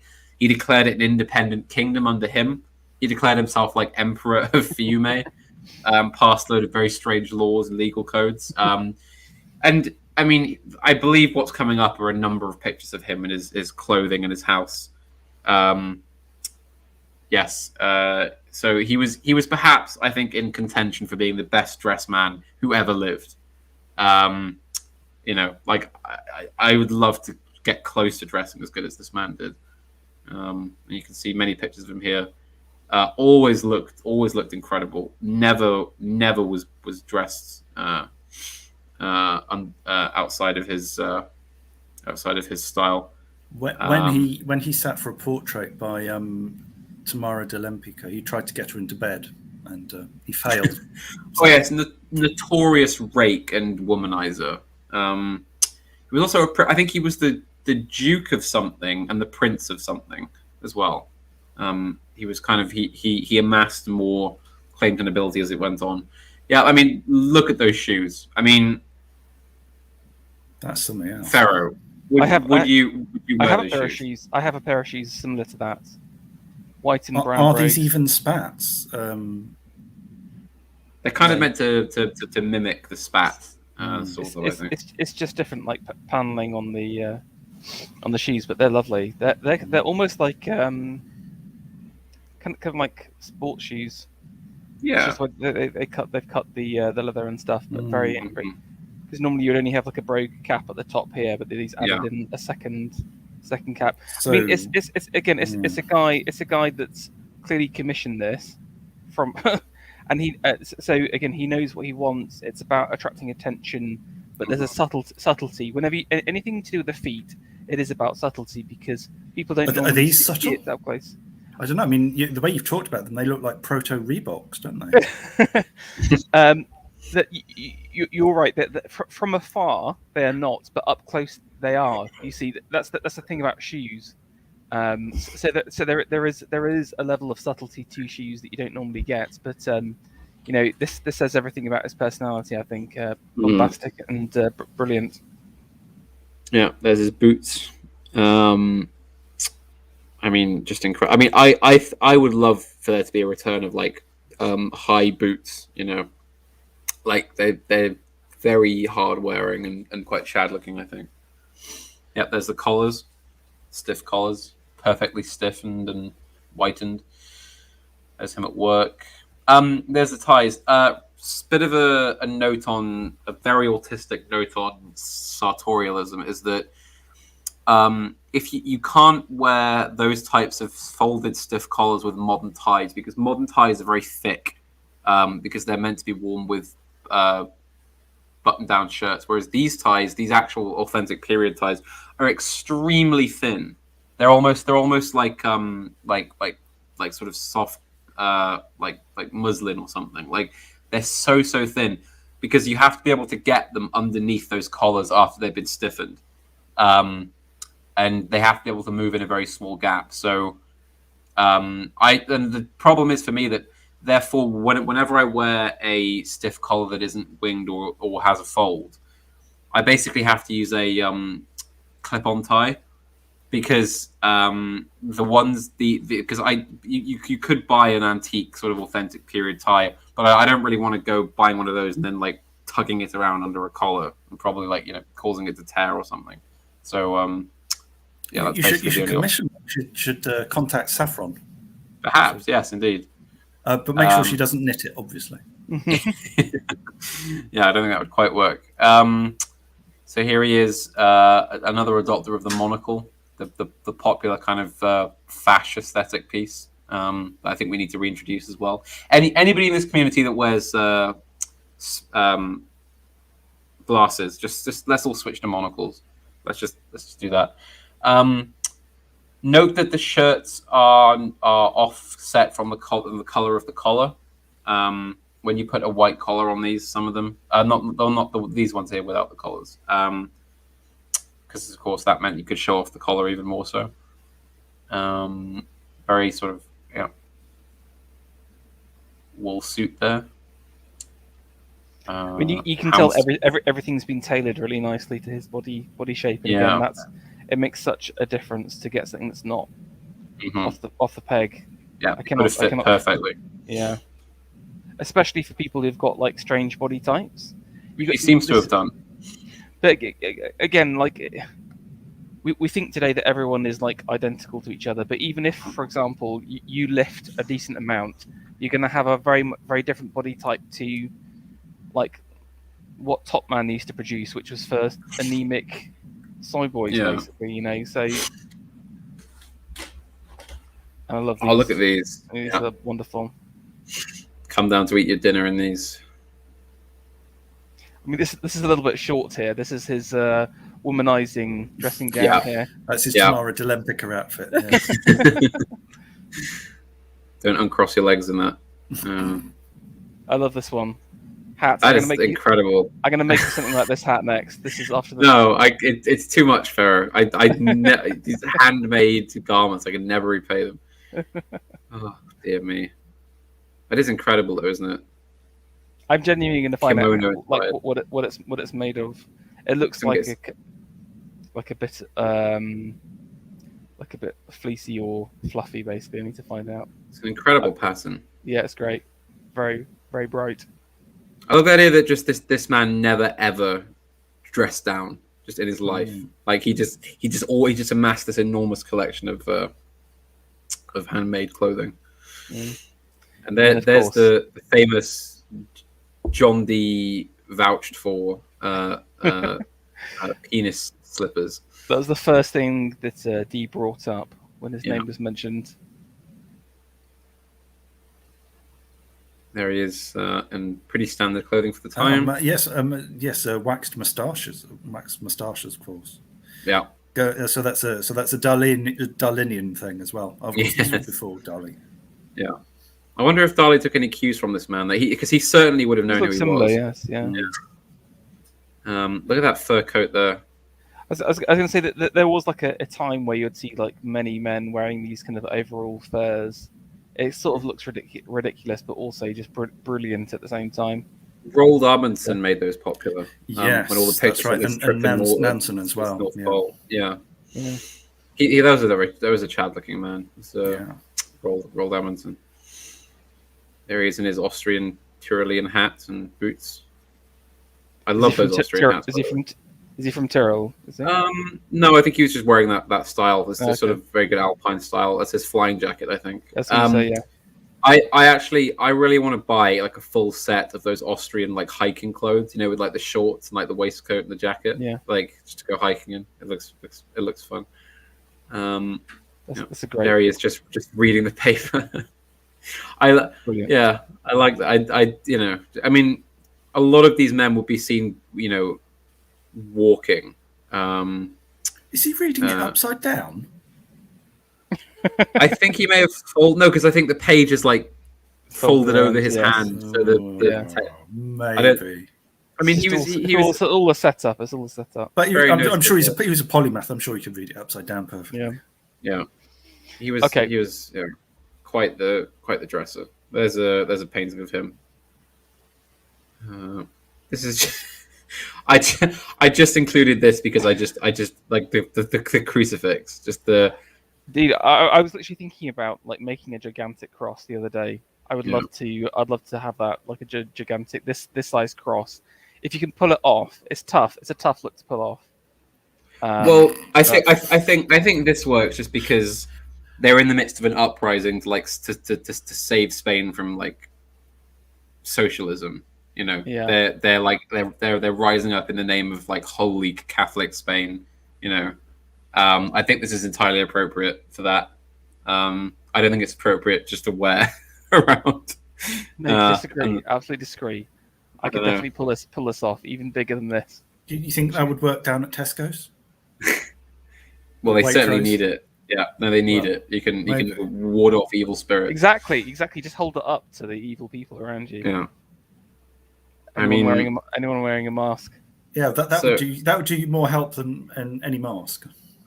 So here's the infamous Sir Oswald Mosley with his black shirts, and I want to know what you guys think of this look, of these like sort of high-collared sweaters. I mean, I'll be honest. I'm wearing a roll neck sweater as we speak right now. You're pulling this off right now. It's a bit chunkier. I've got more like an explorer style one. I mean, this is a very thin thing. I mean, Mosley looks great. He always looks great again, and it's because he has really nice trousers. And I don't know whether it's just the phrenology of the gang he's got here. Oh dear, yeah, they don't look so good, do they? But I mean, just compare. I mean, this look here. I think that is the superior look, the Italian look. The Italians. But again, I don't know if it's just the people as well. Again, there's just like power and vigor, and they're going places. But I'm sorry, mostly it's just like low energy gang here. Somebody in the chat says, in reference to the two guys on the right, "Here's your McFlurry." It's just like some poor fast food worker. Like they do look a bit out of it, don't they? Yeah. Although, yeah, the gauntlets, I was genuinely, I'm gonna get. Oh my god, I didn't some. notice those. Look at those. I will be getting some maybe, gauntlet gloves. yeah. Oh, I was going to say maybe he was his driver or something, but I think they probably came here on like a bikes, maybe. Yeah. I think the problem is when the gauntlet is more bulky than the sleeves. I think that's a problem. Yeah, it looks a bit off. So, but I mean, wear over jacket. Pharaoh, you know how AA has like hope in you as like the leader of like a movement, like to overthrow the pause. Like I think having met you, you could easily just pull this off because you tower over everybody anyway, and then you could just wear this. It would be very imposing. I should explain that having met Pharaoh, he does look like an Uber curator, a German Uber curator. Yeah. Pharaoh has the look and the physiognomy as well. This is all not true. I look like this chap. You don't look like that guy. Stop it. That's downplaying your role as leader of the revolution. Right. We're running out of time. I want to quickly go to some. We went through First World War. Mm-hmm. Let's look through some Second World War looks. I've just gone through a couple of generals. Are we stretching the definition of right wing here? No, I specifically put in some. I've put in all sides. All right. For this, Monty, what do you think about his look? Is it yes or a no from Hat? I like the coat. I like the the beret that has both the general's badge and the tank corps badge. That was. I think because again he was a general that understood like the whole look. Like he kind of utilized media, to his advantage, and he always knew that he had a certain image of like the sort of hard, warring, beret wearing tankman. I quite admire him personally. That's all I can say, really. I'm not a huge fan of his aesthetic a lot of the time, but the coat in that painting was very good. Yeah, I mean, this painting makes him look twice as good as he normally does. He's very scrawny. He's a very skinny guy, so it's difficult. He didn't smoke, he didn't drink, and he always was like doing runs and stretches and things. He was quite dull in that regard. But that's the advantage of a big coat. If you're quite a slim chap, having like a big chunky fur coat is quite good because it bulks you out and it makes you look bigger than you are, I think. So also note the pocket watch chain. I like that. Yeah, that's cool. Between the pockets there. Good detailing there. Mm-hmm. Okay, in comparison to Rommers, the Desert Fox. Thoughts? I mean, Hat. I sound like such a killjoy, but I think that's one of Rommel's less good looks. Actually, that uniform there. I think the trousers and the tunic clash a bit. I don't know. I mean, it's Rommel. Like he still looks the Marshall's baton. Baton is great. Still looks excellent. The Iron Cross. Monty's got the double badges. He's got the double cross. I've got much better. I got the classic. Yeah, this is the Rommel look. Just the worn leather. This is one of the most Chad looks in history. I think just the coat, the scarf, the huge Marshall's cap with the desert goggles over it, the field glasses. This is just incredible. I mean, I'd love to just speed around the desert in a Panzer looking like this.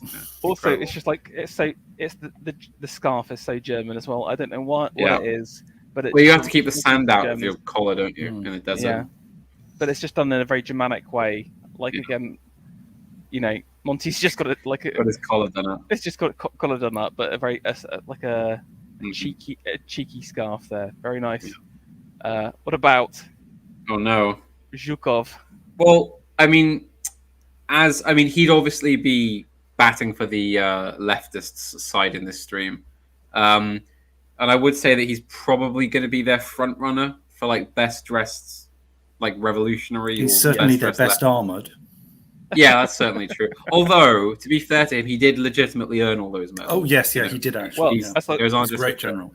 Yeah. I've got the this is the propaganda, and then this is the reality. Yeah, he still looks pretty Chad. Yeah, he's very Chad looking guy. Was Zhukov, and it's a good. I think it is a pretty cool uniform as well for the Russians. I think some of the Russian uniforms were better than others, but the thing is, because this is just, it's him, and he has all those medals. Like it's a whole nother level, You know what, Pharaoh? I'm foreseeing a part 3 for this. I think the audience demands it. Well, we could do a kind of. Depending on how many we have left, we could either add more and do a part 3, or just do like a sort of catch-up stream, I suppose. We've got another 10 minutes. I don't think we haven't got much more. All right, we'll try and speed through. Okay. We'll blitzkrieg our way through. Look at this. I've always hated the U.S. Army uniforms. I don't think they've ever looked good. I'm sorry. I'm going to get a lot of angry comments about this. No. But I think Patton looks like a chump in that helmet. He just looks so. I don't like. Patton himself was very Chad. I know. He could pull off some great looks, but this is not one of them. I'm sorry. No, the chat is saying that we should stop at World War II and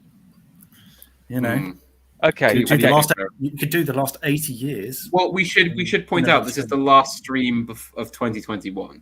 No, let's stop here. I can pull in. We can put in some more evil stuff. I've got some ideas. What do you mean evil? Oh, I sent something to you in chat, which is nice and evil. Okay, but able to be shown. Is it okay? Yeah. Oh, I see what this is. It's probably where he got the look from, but again, just look at this disgusting plastic nonsense he's wearing across. Do you know what the headline that came from was that this is red smear why the press painted Corbyn as a communist. That's the only reason they painted him as a communist. Somebody in the chat has said about like some of the ones we just looked at. This is a straight downgrade from the capes, the crosses, and the monocles. And I think I agree. I think that there is a peak in that zany, like in between the wars, just pure dandyism. That everybody seems to be doing at the time. There is like the last hurrah, isn't there? Basically, I think it's just like the aristos that survived First World War just having like a nice time before because they knew it was all about to turn to crap, basically. Yeah. So, okay, fine. Let's stop there for tonight, and we will do, due to popular demand, part 3. No, I'm looking forward to it. I think covering 80 years, and you can do politics from all around the world. I think it'd be good. Yeah, we could. We'll add in, although we don't want to risk a part 4, I suppose. Or we'll become known as the John D of clothing. Yeah, this will be the Warhol stream. Warhol incident. Yeah. Okay. Any closing thoughts from either of you two? Favorite looks or just things you've noted as we've gone through? Mr. Adams. Well, I quite liked. I quite liked Mussolini in the suit. I thought he did quite well in that. So that would be my outstanding figure. But also I have to say, Gabriele D'Annunzio, fantastic wardrobe, very dapper. My hat goes off to him just simply for the amount of effort and care that he put in. Even though I'm not sure how many of these you'd be able to carry off today. So, chaps, if you were given the opportunity to lead like a successful march to power, and you had to set the aesthetic tone for your regime, which of the looks we've covered over the course of these streams so far would you have to pick? Yeah, a completely peaceful march to power, by the way, we should point out. Completely peaceful, mostly peaceful. Completely apolitical. Yeah. Not it was a march to power in favor of tolerance and diversity, which is our strength. A march to power in favor of the status quo, obviously. I still really like your French royalists. I've forgotten the name of them already. Last stream. The excellently dressed. War in the Vendée. Yeah, the Vendée. There you go. They're most excellent. But like I said, I think the breeches are just too. I couldn't convince enough people to wear breeches. That would be the major issue. It wouldn't be getting the people; it'd be convincing them to wear the breeches. The movement would fall apart, just because you couldn't get them into the breeches. I have to say, I'm disappointed at the absence of cummerbunds. I suppose unless we did a stream covering the Raj, I don't know if we'd get many cummerbunds in. I think so. Alexander, would you pick the Italians then? Yes, I like the Italian style. Yeah, and also black is very slimming.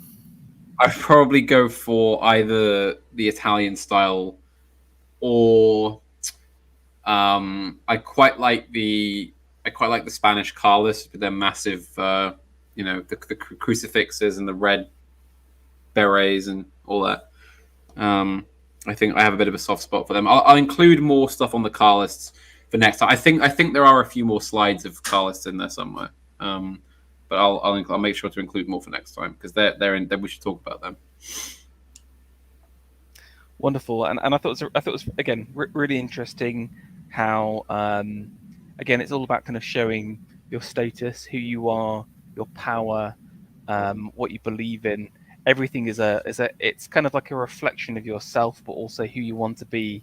And again, that point about Mussolini dressing for the job you want to have, guys. Mm-hmm. That's for the job you want. Job you have. Yeah. Hero business advice. No, it's Mussolini's business advice. I'm just taking his advice. Reminds me of Peep Show Mark's book, Business Secrets of the Pharaohs. So you just it's dressing for success as a notorious early century Italian. Mm-hmm. That's mainly just if anyone is listening from the government. That's the only reason why I'm interested in his works, just for fashion advice. Yeah, it's purely an aesthetic stream. We disavow Italian fascism. We love Israel. Black Lives Matter. Thank you so much. Well, of course, Italians are black, according to some people. So. Exactly, as that photograph showed. Yeah. Okay, let's do some roundups. Alex, what's going on? What are you shilling right now? At the moment, I'm shilling my 2 currently available books, which are Iconoclasm and Culture Wars. There will be more books out. There will actually be 4 books out next year, which I will tell you about as they become available.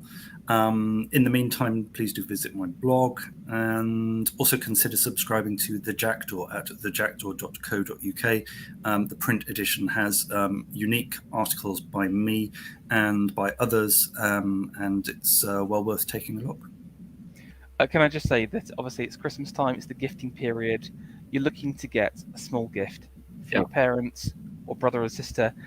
There's nothing better than Iconoclasm for that. Definitely, it's a small book. It's a great price, but also, you've maybe got like a disgruntled uncle. He loved Baden-Powell and was disgusted by the idea of him being torn down. This is the book that is going to lead him to ideological salvation. So now is the time to red pill your kin. And when is the last time you can buy this before Christmas? I think actually you can. It's still available to be delivered before Christmas at the moment. So it's worth nipping in. Apparently, I was going to say someone we know has bought this book for a relative or a friend who asked for it, completely unrelated to me. So she just told me that, but I can't say who it is because the person might be listening. Okay, cryptic, but I love it. Hat, what are you showing? This Christmas you can buy. You can provide, of course, your family this Christmas with food for the body. You'll even turkey or goose or all the potatoes and all this sort of thing.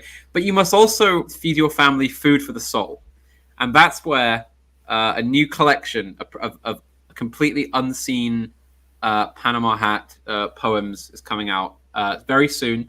Right now, I'm looking at the 20th to publish it. Close to Christmas, I know, but nevertheless, 20th. Yeah, 20th. It's how are you going to get it in time? No, it'll come very quickly. The delivery is very quick. It'll maybe out before that. Is it being published by the Panama Hat Publishing Corporation by any chance? I'm afraid not. You will have to get it through Amazon. Okay. But it will be out fairly soon. I will let you know when that comes out. I will Twitter. I will be cracking the whip in the background to make sure that Panama delivers on this promise, because I intend to do a Christmas Day poetry recital of Christmas Day poetry recital. Yeah, just imagine it's 4:00. Everyone is just absolutely destroyed from the Baileys and gin. Yeah, profiteroles and everyone is tired and languishing, and you just bring energy to the room. You stand up and reinvigorate the room with food for the soul. Reactionary rhymes. Yeah, reactionary rhymes. Anti-pos poems. It's all good. Yes, the 20th is probably a long estimation. Yeah, it'll be out realistically no later than Wednesday. So yeah, look forward to that. I'm going to keep the price as low as I can as well. I was originally going to give it out for free, but it'll just be like a very low price. Excellent stocking filler, small but powerful book of verse to feed the soul this Christmas in the midst of the pause and the darkness that surrounds us. Wonderful. And this will be the last stream probably before Christmas, just because of schedules, I'm afraid. So we will see each other in the new year. But please subscribe to the channel. If you've never checked out a video before, please just take a look through some of the old videos. Subscribe. Videos. Just leave a cheeky like. Do a comment. Tell us what was your favorite. Because your dislikes don't count anymore. Exactly. I don't even look at your dislikes anyway. It's fine. I'm just 100% look at the positive comments. Yeah. Positive comments only. We read every single comment, guaranteed, although you probably won't respond to them. Tell us what your favourite look was. Give us some recommendations for part 3. We'll be going from 1940 to the future. Who do you think are the reactionary figures most worthy of featuring on the list? And we'll be sure to include them. Give us your names, and we will put them on the list. Oh, and by the way, we will. You and I, Ferro, will be reconvening tomorrow. Yes, I forgot you were on the stream. Well, I was actually a late edition, so actually I wasn't on the schedule. Yes, we're doing Deepest Lore on groups and whether they're feds or not. Basically, fed groups. I think that's going to get us some angry comments. It's time to play fed or not, something like that. Yeah, it's really interesting. What are the signs? And we've also got Semi-Agog here. This is the heavy hitters. This is a big one before Christmas. I'm tuning in with a glass of delicious gin to watch that stream. So, this is. I mean, let's face it. They've taken away Christmas television from us. It's all paused and horrible now. So this is our replacement. We get to sit and watch great streams put out by the likes of Pharaoh and Mr. Adams and Semi-Agog, of course, on A's channel. So and Panama Hat on his channel. And yes, when I get around to uploading. We should point out it's actually on Academic Agent's channel in case anyone. Oh yes, A's channel. That's tomorrow on Monday. Just on that, I believe you will be doing an alternative Queen's speech, won't you, Panama? a reactionary alternative Queen's speech. Hello. Yeah. Exactly. Yeah. And on that note, I just want to say thank you so much for listening. I really appreciate every single person that tunes in to listen to us. Merry Christmas on the way and Happy New Year. Merry Christmas, everyone. Yes, Merry Christmas and goodbye.